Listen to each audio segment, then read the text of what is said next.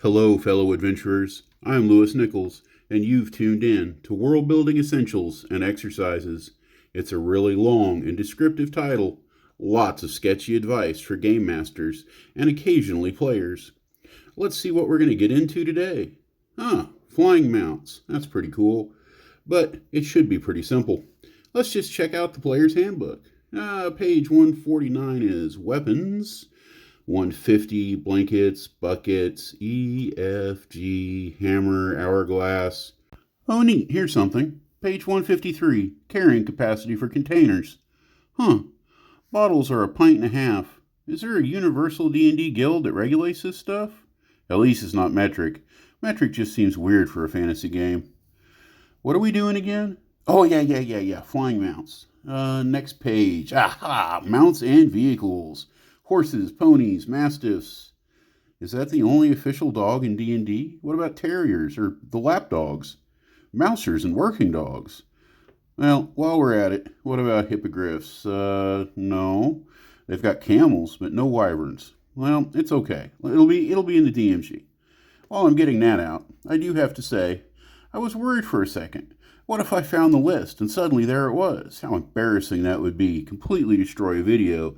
I would probably record it all and post it just to make me look bad. Let's see here. Let's check the index. Costs, nope. Prices, nope. What is this? Page 126, 127. Character property. Oh, tangent incoming. We have upkeep costs and staffing requirements for temples, hunting lodges, shops, outposts. There's about 15 things on this list. Now look at that. The next page. Building a stronghold. Keep or castle. It's 50,400 days to build. Low dev setting. Yeah, it sounds about right. Now let's get back on track. Mounts, no. Flying mounts, no. Okay. Well, while we're in the DMG, flying carpet, very rare. What the heck is this? By Odin's beard. Training, page 231. You can get extra feats or skill proficiencies just because someone offers them as a reward. Who plays with this rule? Doesn't that mean with enough money you'll always be able to find skill training and feats?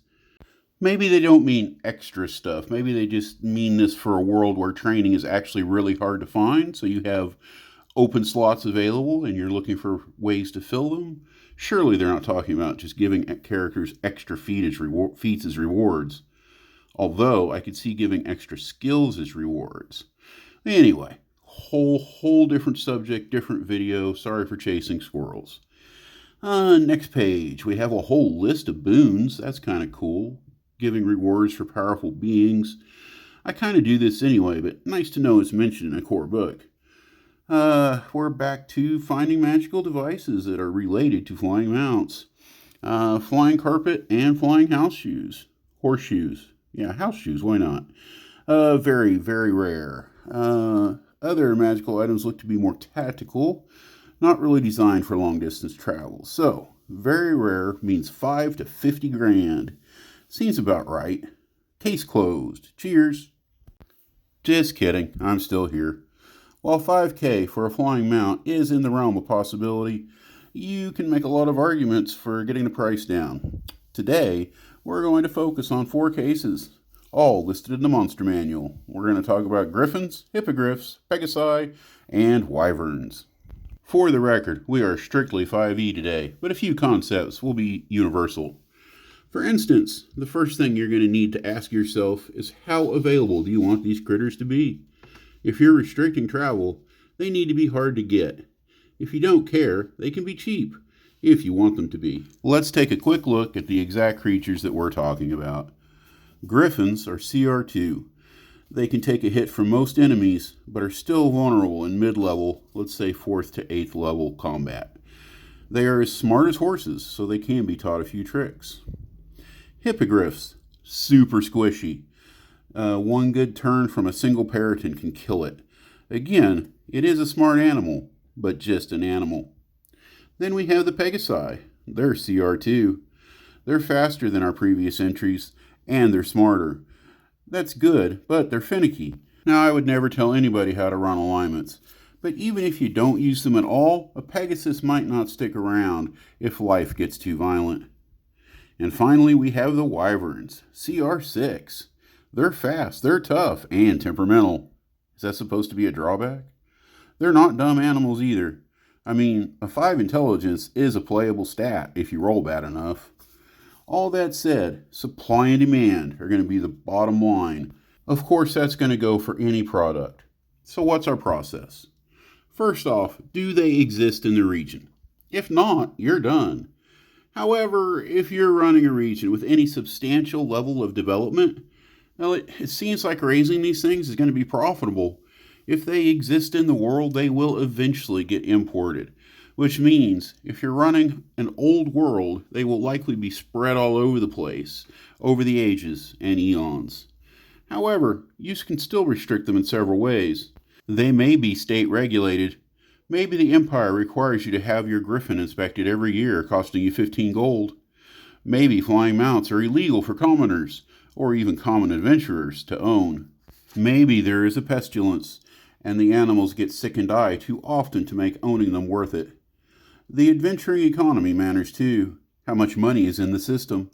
If a 5th level fighter is carrying around tens of thousands of gold, this makes premium items even more expensive. It's called inflation, people. It might make the price of everything go up as they throw around more money than Mr. Beast in a grocery store. Does the military maintain flying cavalry if only for scouting and messengers? This might actually drive the price down in peacetime when they aren't buying much but the breeding capacity is still there. However, in wartime, they might not be available at any price. And by the way, if the cost of hippogriffs drops to anything close to warhorse levels, say 5 to 800, the local military will develop that flying cavalry we were talking about. What about care, lodging, and equipment? Once you open the barn door, make sure you shovel out all your stalls. Animals like this should have a regular upkeep cost. Now, I don't recommend forcing players to track every expense, but they do need to take these things into account. I encourage you all to make these decisions for yourself. It needs to make sense for your game world. However, you wouldn't be watching this if you weren't interested in my opinions. Well, unless you clicked on the video in error and just haven't been able to get back to your phone to shut me up. Anyway, let's zoom in on griffins. These guys really are beefy. I think a few thousand is very reasonable. I'm going to offer my party a pair at 4K each. I'm not really sure if they'll take it. It would put them in debt, or they could pool their money together for one. Okay, retrospect. I wrote the script before the session. Now I've ran the session. Now I'm recording. They bought them. They fell all over themselves. They grabbed them. They've now got 2 griffins. We'll see where it leads us. And yeah, it's really going to help them from time to time. Now let's circle back around to hippogriffs. I can see them getting as low as 500 gold, about the same as the cost of a warhorse. In low development areas, I see them as being more expensive because the breeding capacity isn't there, the technology to take care of them, the skills, the people, the labor. I would, however, make sure the party has problems getting them until you're ready to allow them easy travel. Their true speed isn't that high, but as the crow flies can speed things up a lot. For me, it's too cold in my campaign areas for flying mounts to really operate comfortably. I mean, short of dragons and stuff like that. Now, we have the Pegasi. By the book. You don't just buy a Pegasi. It's supposed to be a bonding thing. I see them as Fey adjacent. Some Pegasi are a little bit more adventurous than others. They seek out a partnership with an adventurer for a more exciting life. They usually end up with some elf or Fey creature who's going to try to broker a meeting with one of those types. Sure, it sounds good. It's definitely going to work for my kind of campaign area.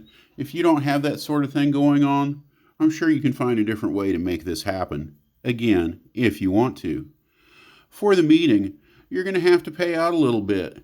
Little gold for the opportunity to discuss things with the Pegasi. If you decide on something more permanent, you're going to owe that sprite another 2K. It's a good deal. 2K for a flying mount, not bad at all. And this Fey broker sounds like they might be a really fun NPC. That brings us to the big boys, wyverns. These guys can hang in most fights, unless of course they get targeted, which I'll mention because it's an enormous weakness. None of these mounts are going to be great on saves or focused attacks. If you are depending on any of these Masters of the Air, you are counting on moving above spell range and avoiding trouble rather than taking it on. Wyverns can do some respectable damage, but it doesn't save them from paralysis. Now, aside from the 100 plus hit points, the best thing about these guys is their speed. In good weather, I'd have no problem giving them a chance to make 200 miles in a day, as long as they were carrying a single rider in normal gear. As for cost, you should be ready for shelling out the big bucks. I would price them out starting at 50k, possibly up to 75. As for traveling with one, they are not an afterthought. Few cities will be prepared to put one in a stable, and they will eat the local livestock.